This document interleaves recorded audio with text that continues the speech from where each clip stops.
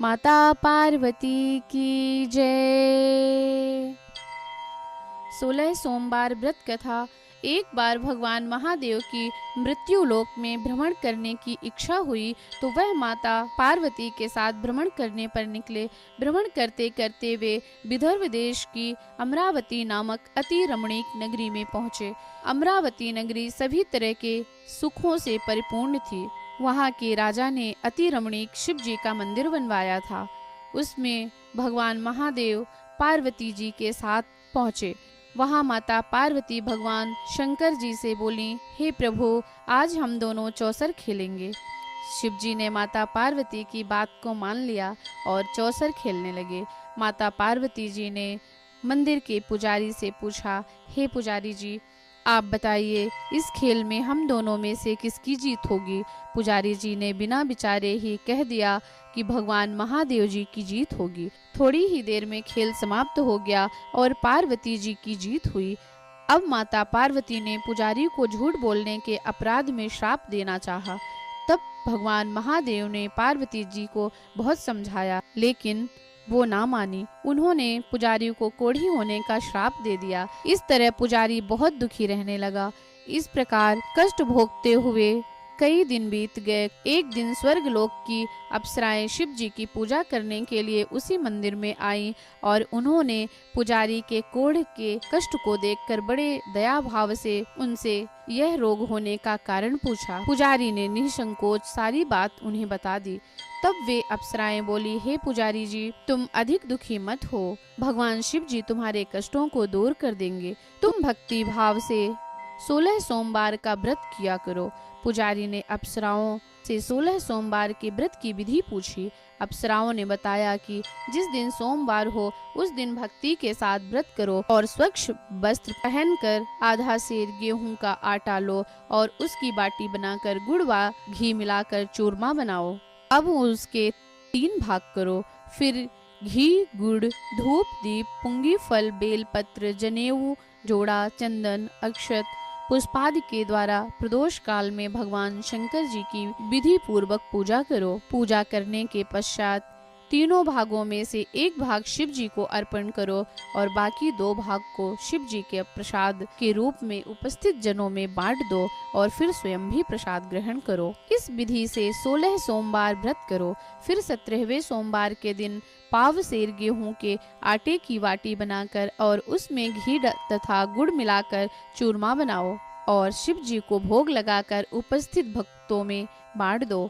बाद में स्वयं सपरिवार प्रसाद ग्रहण करो तो भगवान शिव जी की कृपा से तुम्हारे मनोरथ पूर्ण हो जाएंगे। ऐसा कहकर अप्सराएं स्वर्ग को चली गईं।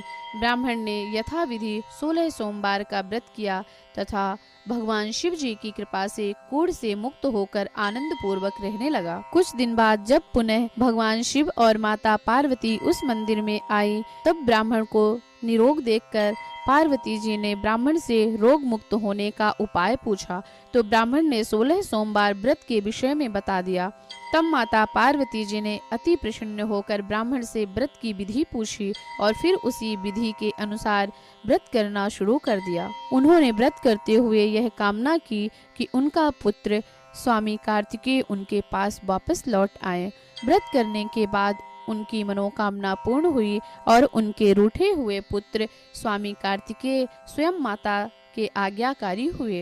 कार्तिकेय जी ने अपने इस विचार परिवर्तन का रहस्य जानना चाहा और वे माता पार्वती से बोले, हे माता, आपने ऐसा कौन सा उपाय किया जिससे मेरा मन आपका आज्ञाकारी हुआ।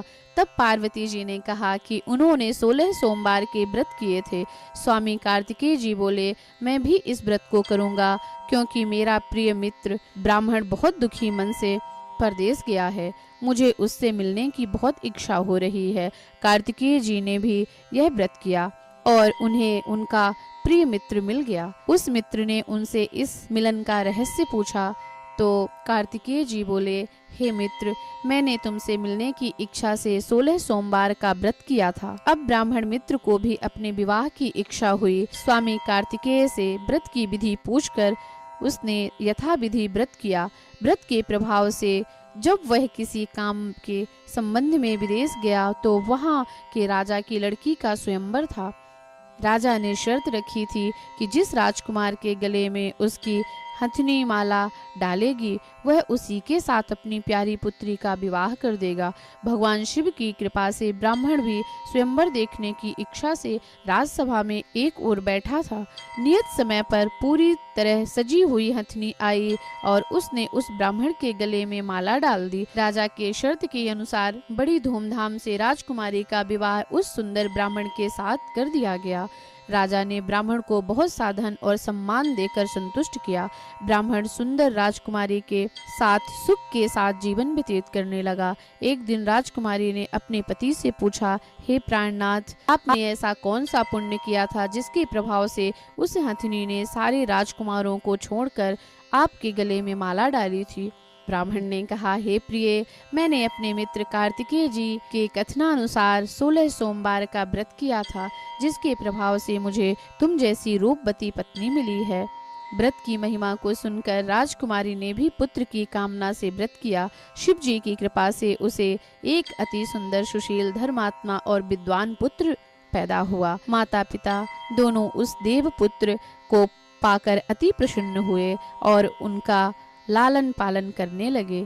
जब पुत्र 16 वर्ष का हुआ तो एक दिन उसने अपनी माता से पूछा, हे माता, तुमने ऐसा कौन सा व्रत एवं तप किया जो मेरे जैसे पुत्र को जन्म दिया? तब माता ने पुत्र को अपने किए हुए 16 सोमवार के व्रत को विधि सहित बताया।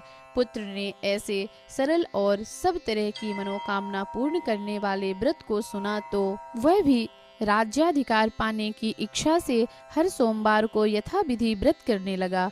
उसी समय एक देश के वृद्ध राजा के सैनिक ने आकर उसको राजकुमारी के लिए वरण कर लिया। वह वृद्ध राजा अपनी पुत्री का विवाह ऐसे सर्वगुण संपन्न ब्राह्मण युवक के साथ विवाह कर बड़ा सुखी हुआ। वृद्ध राजा का स्वर्गवास हो जाने पर इसी ब्राह्मण बालक को गद्दी पर बिठाया गया। राजा बनने के बाद भी वह ब्राह्मण पुत्र 16 सोमवार के व्रत विधि पूर्वक करता रहा। जब 17वां सोमवार आया तो ब्राह्मण पुत्र ने अपनी पत्नी से सारी पूजन सामग्री लेकर शिव जी की पूजा के लिए शिवालय में चलने को कहा, परंतु उसकी पत्नी ने उसकी आज्ञा की परवाह नहीं की। उसने सारी पूजन सामग्री दास दासियों द्वारा शिवालय भिजवा दी और स्वयं मंदिर नहीं गई। जब राजा ने भगवान शिव का पूजन समाप्त किया तब एक आकाशवाणी हुई, हे राजा, तुम अपनी रानी को राजमहल से निकाल दो, नहीं तो तुम्हारा सर्वनाश हो जाएगा। आकाशवाणी सुनकर राजा भयभीत हो गया। तत्काल ही मंत्रणा गृह में आकर उसने अपने सभासदों से मंत्रणा की। फिर राजा ने रानी को अपने यहाँ से निकाल दिया। रानी दुखी हृदय से भाग्य को कोसती हुई नगर के बाहर चली गई।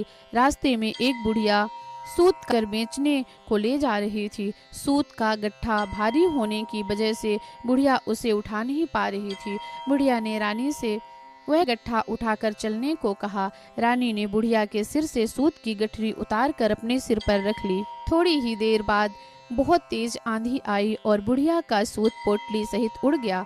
बेचारी बुढ़िया पछताती रह गई और उस रानी को कोसती हुई अपने घर वापस लौट गई। अब चलते चलते रानी एक तेली के यहाँ पहुंची तो तेली के सारे मटके शिव जी के प्रकोप से उसी समय चटक गए। ऐसी दशा देखकर तेली ने रानी को वहां से भगा दिया। इस प्रकार रानी बहुत दुखी हुई एक नदी के तट पर पहुंची। इस प्रकार रानी बहुत दुख पाती हुई एक नदी के तट पर पहुंची तो नदी का सारा जल सूख गया। फिर रानी एक सरोवर में सीढ़ी से उतरकर पानी पीने को गए तो उसके हाथ का जल से स्पर्श होते ही सरोवर के जल में असंख्य कीड़े तैरने लगे। रानी अपने भाग्य को दोष देते हुए उसी जल को पीकर पेड़ की शीतल छांव में विश्राम करने लगी। वह रानी जिस भी पेड़ के नीचे जाती उसी पेड़ के पत्ते तुरंत गिर जाते। वन, सरोवर और जल की ऐसी दशा देखकर गाय चराते ग्वालों ने समीप के मंदिर के पुजारी को सारी बात बताई। पुजारी के कहने पर ग्वाले रानी को पकड़कर पुजारी के पास ले गए। रानी के मुख की कांति और शरीर की शोभा देखकर पुजारी ने सोचा कि यह अवश्य ही कोई किस्मत की मारी कुलीन स्त्री है। ऐसा विचार कर पुजारी ने रानी से कहा, हे पुत्री, मैं तुमको अपनी पुत्री के समान रखूंगा। तुम मेरे आश्रम में ही रहो, मैं तुमको किसी प्रकार का कष्ट नहीं होने दूंगा। पुजारी के ऐसे वचन सुनकर रानी को धीरज मिला और वह आश्रम में रहने लगी। परंतु आश्रम में रानी जो भोजन बनाती वह सड़ जाता, जल भर के लाती तो उसमें कीड़े पड़ जाते।